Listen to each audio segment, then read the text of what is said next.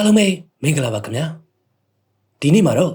ရှေးအောင်လျှို့ဝှက်ချက်တွေထဲမှာလူသားတွေအမြဲတမ်းစိတ်ဝင်စားမှုအရှိဆုံးဖြစ်တဲ့ပျောက်ဆုံးသွားသောအတ္တလန္တိတ်အကြောင်းကိုစတင်ပြီးတင်ဆက်ပေးချင်ပါတယ်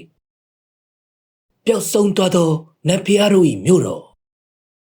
ဒီလျှို့ဝှက်ချက်ဟာကမ္ဘာကျော်ဂရိအတွေးခေါ်ပညာရှင်ပလေတိုရဲ့မှတ်တမ်းများမှစတင်ခဲ့တာဖြစ်ပြီးယနေ့တိုင်သိပ္ပံပညာရှင်များနဲ့ရှေးဟောင်းသုတေသနပညာရှင်များအဖြစ်ရှာမရသေးသောအကြောင်းအရာတစ်ခုပါ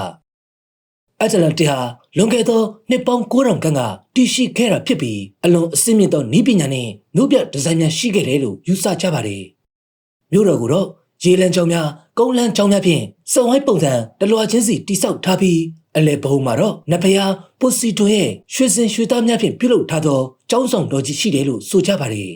။တညမှာတော့အလွန်ကြီးမားသောငလေနှင့်ရေလွှမ်းမိုးမှုကြောင့်ထိုကျွန်းကြီးတစ်ခုလုံးဟာတရက်နဲ့တညအတွင်းပင်လယ်ရေအောက်ကိုနစ်မြုပ်ပျောက်ကွယ်သွားခဲ့ပါတယ်